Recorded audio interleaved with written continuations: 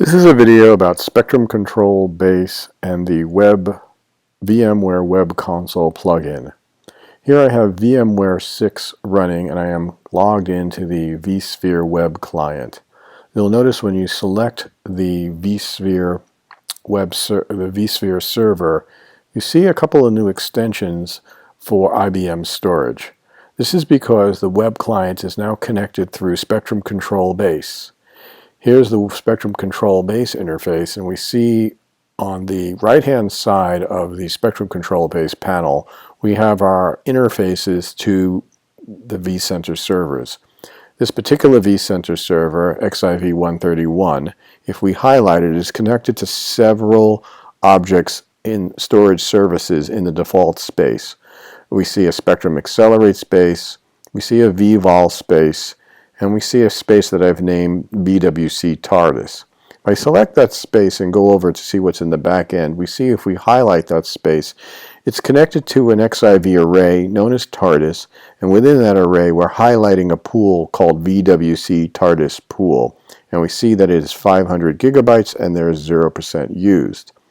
If I log back into the XIV console and I do a list of all the pools, we see if we scroll down through the pool list, we see each individual pool, and here we see the VWC TARDIS pool. I'm looking at the view that says VWC TARDIS.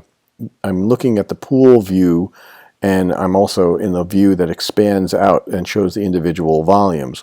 And we'll notice right now there are no volumes in the VWC TARDIS pool, and that makes sense because it is at 0%. Now I'm going to go back and we can take a look at the drill down on the plugin. You see that because we have this plugin, we actually see the spaces. The spaces directly correlate to the spaces in the Spectrum Control Base. So we see a default space, and we see a space here called VMware ESX vVol space. If I go back to the Spectrum Control Base and look at our spaces, here we have our default space, and where we have our VMware ESXi vVol space. Those are two spaces of the many spaces that I have. Let's go back and we're going to focus in on the default space and show the plugin functionality. We can also see any storage volume from IBM that is assigned to this virtual center. Right now we do see there is one volume from another source that is mapped to this virtual center environment. We also see all the vVols. And we look here and we can see the individual vVol objects as we list them out in the system. And those correlate back to the vVol space that we have here. And we can actually see those same RFC numbers as listed here, and here are the mappings to that. So we can see the vVol information as well. And we see all our storage services that we're also looking at as well. We see the Spectrum Accelerate service, the provisioning service, and again we see our VWC TARDIS space. Now I want to go ahead and create a new volume. So the simplest thing to do is highlight the space and say create new volume. When I do that, I get a pop-up menu where I can select the hosts I want to map to. This is a simple environment. I have one ESX host. I'm going to select that host. I will let the volume size default to 17 gigabytes. I will also let it default to creating one single volume. I'll make the name of the volume VWC volume as well, just to be obvious. I'll give it a number as 1. And then here's the space that we're choosing, the VWC TARDIS space, and again the last thing we get to do is select the actual LUN number. So I'll select a high LUN number so that we can uniquely identify it. And I go ahead and hit OK. After I hit OK, it creates that volume.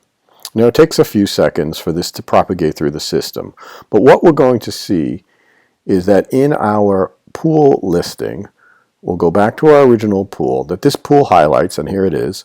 It's highlighted, and there we have created a new volume, VWC Volume 1, and it's 17 gigabytes.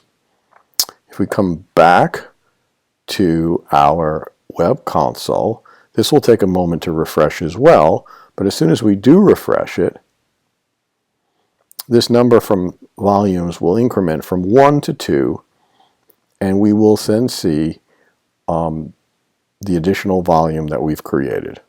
So let's go navigate through so that it refreshes. we will scale down to our volumes. We will select volumes, and sure enough, there it is, VWC Vol 2. That's directly correlating to the volume we've created here. Now we have some additional features we can do. One of the things we can do is extend the size of a volume. So if I highlight the volume again, we can see the different actions that are available to us. We can delete it, we can rename it, we can map it, which we've already done, we can unmap it. We can also set the multipath policy, which is important here. So right now we can either disable it or make sure it's set to round robin. And now we can come back here and let's extend its size. So again, we come down to the end of the menu and we hit extend. And right now it's 17 gigabytes. So let's increase that to something a little healthier. We'll make it 100 gig. Now in the XIV it rounds to 17 gig intervals. And so we're going to round it up. It'll make it 103 gig. And we'll say OK. Now again, it takes a second or two to propagate through the system, but what we're going to see is this volume, which currently is at 17 gig, is going to increase to 103 gig. And by refreshing the GUI, we see now it is 103 gigabytes. And we'll come back here and we look at our volume list. Here's our here is our VWC volume that we created. We'll highlight it. We'll let it refresh. And we'll look at the information about it. And what we'll see is it is not in use, but there it is. It's 103 gig. Now that we have this volume created and it's mapped to our hosts, and we can go and double check in the GUI by going to the hosts screen and looking at hosts and clusters. And here we're going to look at our hosts and clusters, and we're going to look at the volume mapping. Now, it's one of our standalone hosts, so we'll come down here and we'll look at that XIV85. Here it is. And we'll look at its volume mapping. And there is our LUN 10 VWC volume. So we see it map the volume.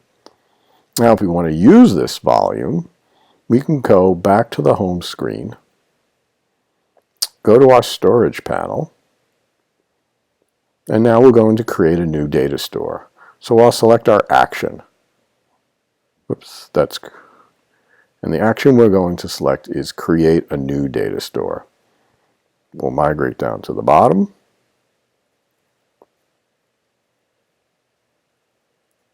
And select storage, new data store.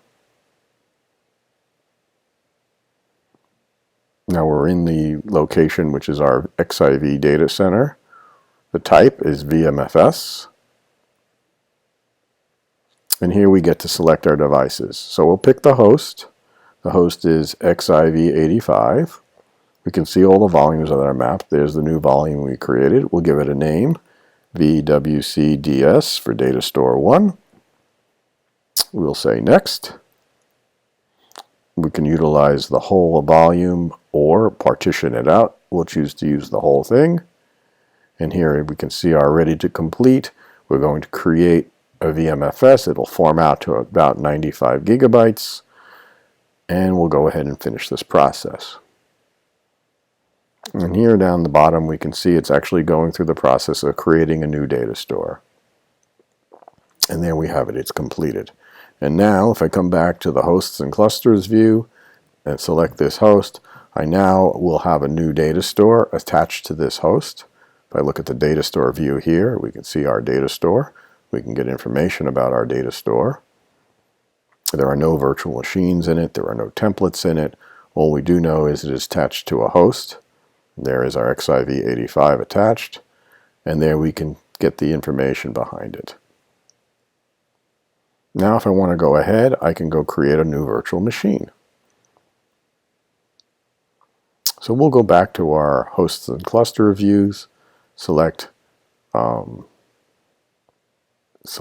host, and then we'll select new virtual machine. We'll say new virtual machine, and we'll go ahead and create a new system. We'll do a VWC VM, 1.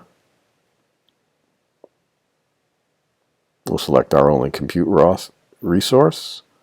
We'll select our storage, which will be this data store. The compatibility, the operating system, we'll let this default. We won't customize our hardware. We'll say next and finish. And now we are creating a virtual machine on that data store. If we go back to our data store view, select the data store that we were choosing, and now browse virtual machines, we see we now have a virtual machine in the data store. So very quickly, we have passed off the ability to create a volume, assign it to our ESX hosts, turn it into a data store, and then create the virtual machines all within the VWC web console. Thank you for watching.